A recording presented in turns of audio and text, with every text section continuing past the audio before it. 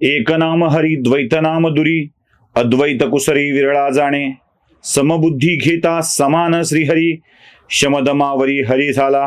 सर्वा घटी राम देहादेही एक, सूर्यप्रकाशक सहस्ररश्मी.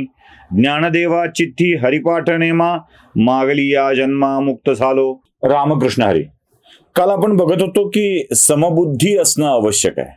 समबुद्धी म्हणजे काय, तर राग द्वेष रहित ब्रह्मबुद्धी म्हणजे समबुद्धी. मन इंद्रियाच्या स्वाधीन करायला नको, मन आपल्या अवयवांच्या स्वाधीन करायला नको. आवडणाऱ्या वस्तूविषयी व्यक्तीविषयी प्रेम आणि नावडत्या वस्तूविषयी व्यक्तीविषयी तिरस्कार, या गोष्टी नको. ती समबुद्धी असायला हवी, हे आपण काल बघत होतो. म्हणजे सगळ्याच इलेक्ट्रॉनिक आणि इलेक्ट्रिक वस्तूला चालवणारी एकमेव ऊर्जा म्हणजे ती वीज, ती समजून घेतली पाहिजे. आणि तिथे आपल्याला ईश्वर हा असाच आपल्या सर्व गोष्टींना चालवणारा आहे हे समजलं पाहिजे. जरा पुढे जाऊया याच विषयाच्या. आता माऊलींनी याच अभंगामध्ये शम आणि दम असे दोन शब्द वापरले आहेत आणि ते काय आहेत ते आपण आता बघणार. शम दम म्हणजे काय आहे? मुळात शमन करणे म्हणजे काय आणि दमन करणे म्हणजे काय? आपण एखाद्या शमन करणे शांत करणे, दमन करणे दाबून टाकणे, त्याला संपवून टाकणे. आता शमन काय आहे?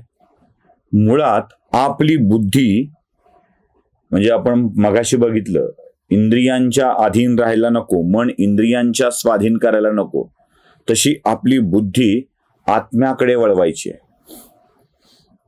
इंद्रियांना काय लागतं हे महत्वाचं नाहीये. मन आणि बुद्धी या गोष्टी अशा आहेत ना की तिकडे नेतील तिकडे आपण धावत जातो.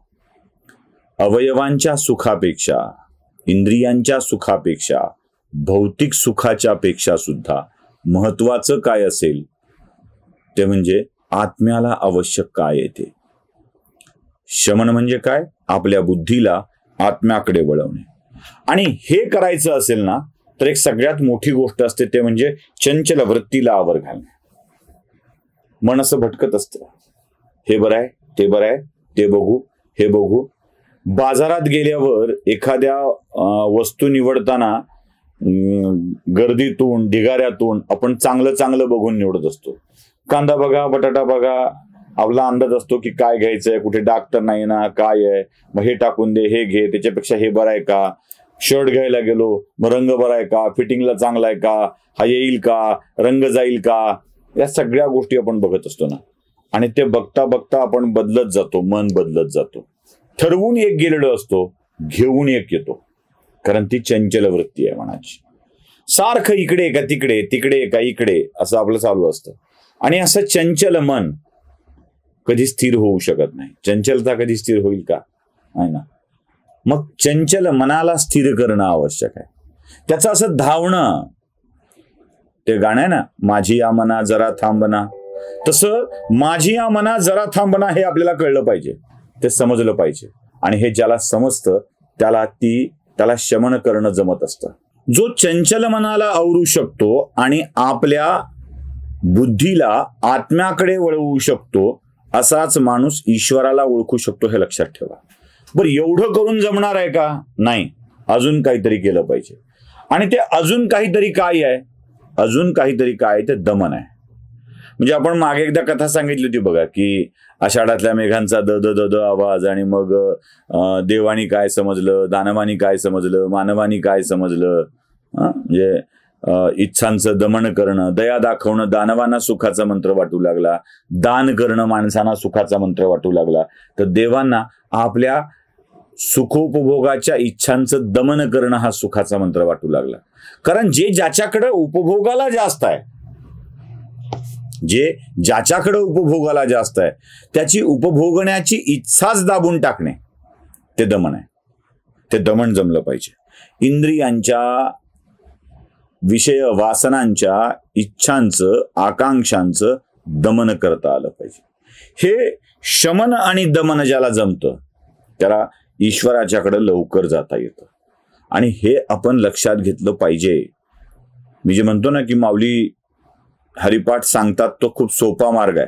हा सोपा मार्ग असा आहे, काही नाही, जे आपण करू शकतो ते करायचं आहे, जे सहजपणे करू शकतो.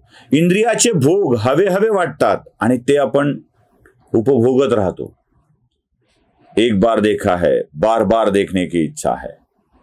एक बार खाया है और एक बार खाने की इच्छा है. कसं असतं ना, म्हणजे रस्त्यात एखादं फळ चांगलं लागलं की मग एक आंबा खाऊन बघूया का, अजून एकदा खाल्ला पाहिजे का, अजून एकदा खाल्ला पाहिजे का, दमन करता आलं पाहिजे. ती गोष्ट आहे ना की साधूच्या विषयात सांगितली जाते बघा, की एक आई आपल्या मुलाला घेऊन एका साधूकडे गेली आणि म्हणाली, बाबा हा गोड खूप खातोय, याचं गोड खाणं थांबवता येईल का, तुम्ही सांगितलं तर ऐकेल. साधू म्हणाले, बाई 8 दिवसांनी ये. मुलगाला घेऊन ती 8 दिवसांनी परत गेली आणि एवढंच सांगितलं साधूंनी की बाळा गोड खाणं बरं नसतं, गोड खाऊ नये, गोड खाल्ल्याने त्रास होतो. मुलांना ऐकलं, पण त्या बाईच्या मनात मात्र शंका राहिली. महाराज तुम्ही असं का केलं, 8 दिवसांनीच का सांगितलं. ते म्हणाले, बाई मीच गोड खात होतो, त्या मुलाला काय सांगू तू गोड खाऊ नकोस म्हणून. मला 8 दिवस प्रयत्न करावे लागले गोड खाणं थांबवण्यासाठी. मला माझ्या जिभेच्या इच्छांचं दमन करावं लागलं. जेव्हा मी दमन करू शकलो तेव्हा इतरांना तो सल्ला देऊ शकलो. मला करावं खूप वाटतं, पण ते करावं खूप वाटतं याची आवश्यकता आहे का. म्हणून बुद्धीला आत्म्याकडे वळवणे. मनाला खूप वाटतं, आत्म्याला आवश्यक आहे का हा विचार केला पाहिजे. आणि आत्म्याला आवश्यक आहे का हे विचार करण्याचं काम मन नाही करू शकत, बुद्धी करू शकते. म्हणून बुद्धीला आत्म्याकडे वळवायचं आहे आणि दमन करायचं आहे आपल्या इच्छांचं. मग बघा देवाची प्राप्ती कशी होत असते ते. या सगळ्या गोष्टी, समबुद्धी आली आहे, शमदम झालाय की मग काय साध्य होणार आहे. उगी करा करा करा केलं, उगीच करा कोणीतरी म्हटलं आणि केलं असं नाही. मग काय करायचा, फायदा काय होणार आहे सांगतो. मनात सर्वाविषयी प्रेम भावना निर्माण होते. सर्वाविषयी. एकदा इच्छा नाही राहिल्या, एकदा काही मिळेल ही भावना नाही राहिली, मग मिळत नाही त्याच्याविषयीच्या वाईट भावना निघून जातील. एकदा सर्वाभूती परमेश्वर आहे ही भावना मनात आली, सगळ्या ठिकाणी देव आहे ही भावना मनात आली की मग देवाचा अनादर कसा करावा. कुठे ना कुठेतरी रूप आहे ना, मग सर्वाविषयी प्रेमभाव निर्माण होतो. मी कोणीतरी विशेष आहे हा भाव निघून जातो, म्हणजे आपल्या मनातला अहंकार गळून पडतो. सर्वाविषयी प्रेम, अहंकार गळून पडला. एकदा अहंकार गेला, सर्वाविषयी प्रेमभाव निर्माण झाला की मग आपोआप मी कोण आहे हे समजायला सुरुवात होते. आपल्याला असं रस्त्याने विचारत नाही फिरावं लागत, मला अडवतो, माझी गाडी अडवतो, मी कोण आहे माहिती आहे का हे विचारत फिरावं लागत नाही. मी कोण आहे हे लक्षात येऊ लागतं. कोहमचं उत्तर सोहम मिळू लागतं आणि मग आपोआपच आपल्या सगळ्या आयुष्याला आकार येऊ लागतो. मग प्राणीमात्रांची सेवा घडते. एकदा देव हे लक्षात आलं ना सगळ्यांच्या मध्ये की प्राणीमात्राची सेवा घडायला लागते आणि सकल प्राणीमात्राची सेवा घडू लागली की तीच हरिभक्ती होते आणि या हरिभक्तीत आपण लीन होऊ लागतो. हरिभक्तीच आपल्याला तारून नेत असते. त्यामुळं समबुद्धी शमदम आपल्या आयुष्यात आवश्यक आहे. रामकृष्ण हरी.